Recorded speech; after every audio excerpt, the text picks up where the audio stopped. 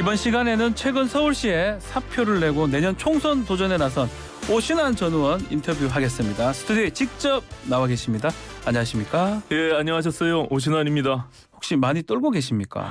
제가 10개월 만에 방송을 하니까요. 약간 설레기도 하면서 예. 긴장도 됩니다. 예. 방송 정말 많이 하시다가 이제 부시장 하시면서 예. 방송 안 하시고 정말 첫 방송을 지금 하시는데 오세훈 시장이 사표를 흔쾌히 받아주시던가요? 좀 아쉬워하더라고요. 왜 이렇게 예. 빨리 나가냐. 예. 근데 뭐 본인도 정치인이니까 어쩌겠어요. 예, 제가 어차피 정치인이라는 걸 잘 알고 있고 그래서 뭐 언제까지 붙잡아둘 수 없다라는 생각을 갖고 계시고요. 네. 예, 제 의견에 따라주셨습니다. 예. 9개월 정도 하신 겁니다. 부시장 역할을 수행을 하셨는데 예, 10개월 조금 못 되게 됐습니다. 예. 예. 이 전임 시장인 고 박원순 시장하고 좀 비교를 해보면 좀 달라진 거, 좀 좋게 평가할 부분 어떤 게 있을까요? 서울 다 와줬다라고 생각하고요. 그것은 역동성을 갖추게 된 네. 계기가 된 것인데요.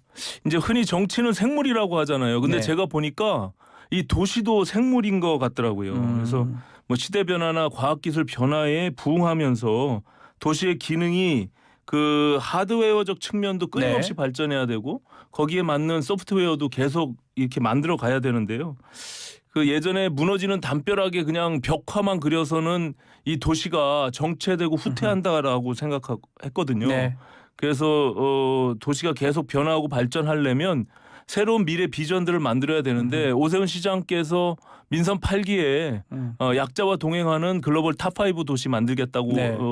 한 것이 저는 굉장히 맞는 옳은 방향이다 이렇게 생각합니다. 예. 말씀하신 거 보니까 다음에 서울시장 또 한번 도전하실 것 아니요. 같다는 생각도 드는데 자 지금 뭐 부시장 예. 사퇴한 거는 총선 출마 때문입니다. 광진에 나가겠다. 그 광진은 오세훈 시장이 그 지역구 했던 곳이거든요. 예, 맞습니다. 그 소문이 자꾸 들리는데 맞습니다. 예전에 관악 쪽이었지 않습니까? 예, 제 관악에서 2번 국회의원을 예. 했고요. 예, 정치를 한 17년 정도 관악에서 해왔는데, 예. 아무래도 그 이미 보도가 많이 났으니까 예. 제가 그것을 부인한다고 하는 것은 적절치 않은 것 같고요. 광진에 출마할 생각을 갖고 있습니다. 예, 이사했습니까? 제가 어저께 이사했습니다. 이사까지 하셨군요. 그럼 광진이네요 이제. 예. 그 오세훈 시장이 사표도 사표지만 이 얘기를 했을 때 어디 나가냐고 물어봤을 수도 있고 광진 얘기가 있을 때 좀 오시환 시장이 좋다 가라 이렇게 하던가요? 예, 뭐 아무래도 본인이 애정을 갖고 있는 네, 지역이고요. 그렇죠. 예, 뭐 적극적인 권유도 있었고 네. 광진 을 지역이요. 그 민주화 이후에 보수 정당 후보가 한 번도 당선되지 못한 그런 지역입니다. 제가 무슨 관악의 험지를 떠나서 아주 뭐 강남 가불로 가는 것이 아니고요. 추미애 전 의원이 좀 많이 있었던. 예, 거기서 그 오선 지역이죠? 네. 국회의원을 하셨고 그다음에 지금 고민정 의원이 예. 하고 있는데요. 저 그런 지역에서 제가 새롭게 도전을 해보겠다. 그리고 제가 27년 만에 관악에서 보수 정치인 처음 당선된 역사를 만들었거든요. 그래서 내년 총선 승리를 위해서는 반드시 넘어야 할 지역이라고 생각하고요. 네. 그 돌파해낸 경험을 가지고 아무래도 당에서도 고심 끝에 한번 뛰어봐라라고 하는 말씀이 있었던 것 같고요.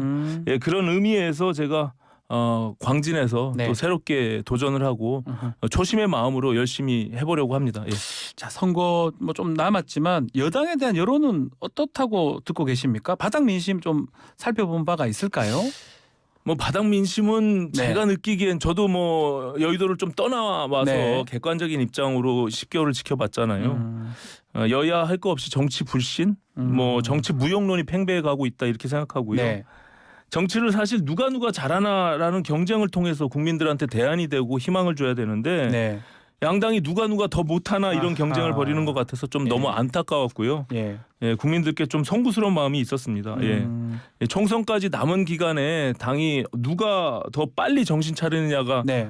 예, 결국 승패를 가늠할 것이다. 저는 이렇게 봅니다. 예. 누가 더 정신 차리냐? 예.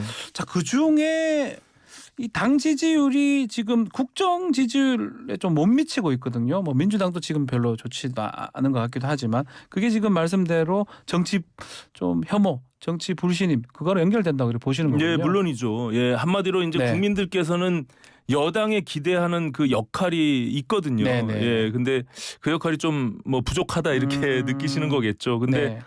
대통령은 대한민국의 현재를 책임진다면 당은 대한민국의 미래를 전망하고 예. 설계해야 되거든요. 예, 그런 점에서 뭐 다소 부족함이 느껴지고요.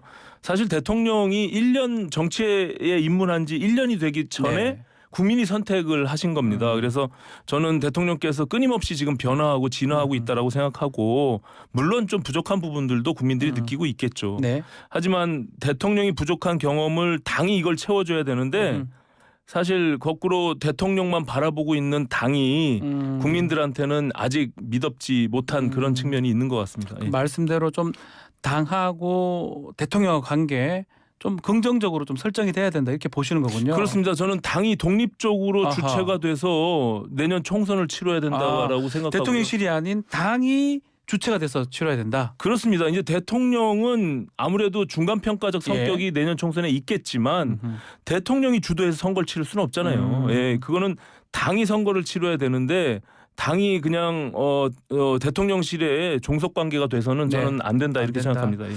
자, 지금 또 국민의힘에서 좀 문제된 게 징계, 특히 최고위원들 징계인데요. 뭐 태영호 최고위원은 최고위원 사퇴하면서 뭐 3개월 당원권 정지, 김재원 최고위원은 1년 당원권 정지를 지금 받았습니다.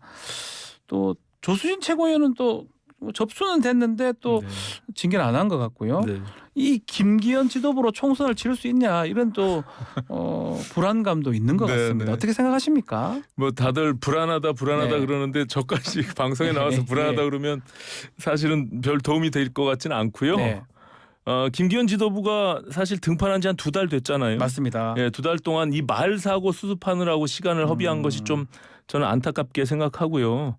김기현 대표 굉장히 합리적이신 분입니다. 예, 그동안에 4선 국회의원 정치하면서 저는 뭐 그 신뢰관계가 있고 앞으로 이 김기현 대표께 사실 건의를 좀 드리고 싶은 것은 뒤돌아보지 말고 미래만 보고 혁신하고 변화해라. 아하. 그래야만 우리 당이 살아갈 수 있는 길이고 또 김기현 지도부도 살 수 있는 길은 그 길뿐이 없다. 저는 이렇게 생각합니다. 예. 직진을 하라, 네. 미래만 보고.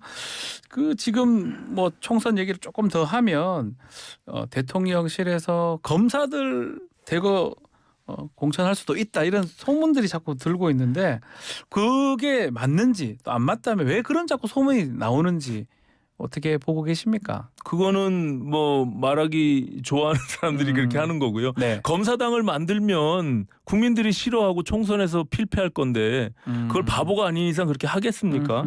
저는 이 얘기가 계속적으로 반복돼서 나오는 것은 네. 거슬러 올라가면 민주당의 대선 불복 심리가 저는 깔려 있다 이렇게 생각하고요. 윤 대통령을 여전히 문재인 대통령이 임명한 검찰총장 네. 또 조국 일가를 감옥에 보낸 검찰총장으로 인식하고 있는 그 정치 검찰의 프레임을 계속 가둬두려고 하는 그런 시도가 있다 저는 이렇게 보고요. 네. 윤석열 대통령은 지금 검사가 아니라 국민이 선택한 대통령이고요. 네. 대한민국은 검찰공화국이 아니라 민주공화국입니다. 전혀 현실성 없는 이런 프레임 공격으로 전혀 도움되지 않는 그런 방향으로 갈 게 아니라 경제 회복하는데 사실 야당이 힘을 좀 보태주고 힘을 실어줬으면 좋겠다 이렇게 생각합니다. 자, 금태섭 전 의원 얘기를 또 하지 않을 수가 없는데요. 신당 깃발을 좀 들었어요. 아마 보수 신당이 출연될 수 있다. 제3지대가 출연할 수 있다. 이런 얘기를 하는데 예전에 이제 바른미래당에서 원내대표 하시고 네. 또 신당을 좀 그림을 그려봤던 경험이 네. 있는데 금태섭 신당 이른바 금태섭 신당 미래는 어떻게 전망을 합니까? 사실 정치 불신이 이렇게 팽배해 가면서 네. 부동층이 늘어나고 제3당에 대한 요구들이 분명히 있는 건 사실인데요. 네. 그 민주화 이후에 역대 총선에서 그 제3당이 성공한 사례가 한 4차례 정도 있었습니다. 88년도에 JP의 공화당이 있었고요. 네. 또 92년도 정주영 국민당, 아하. 그리고 96년도에 다시 JP의 자민련 그리고 최근에 2016년 안철수의 국민의당. 예. 그런데 사실상 뭐 끝에는 다 실패했다라고 보여지죠. 네. 예. 그렇기 때문에 저는 이것이 그냥 태풍 속에 찻잔이 될 가능성이 찻잔성의 태풍이 될 그렇죠. 가능성이 있다라고 네. 생각하는데요. 네. 예, 그런 것은 왜 그러냐면 이것이 대한 세력이나 그 제3 세력을 주도할 만한 대표적 인물이 부재하기 때문에 그 한계는 분명히 느낄 수 있을 것이다. 국민들의 요구는 있지만 하지만 이런 국민적인 요구가 저희 국민의힘에 자극이 되고 국민의힘이 변화될 수 있는 동력은 분명히 있다. 그래서 하루빨리 국민의힘이 국민들의 신뢰를 회복할 수 있는 쪽으로 가기를 바라는 마음입니다. 예. 이준석 전 대표는 어떻게 이 신당 쪽으로 갈지 또 본인은 무소속으로 해서라도 출마하겠다, 국회 입성하겠다 이런 얘기를 한 바가 있거든요. 어떻게 보십니까?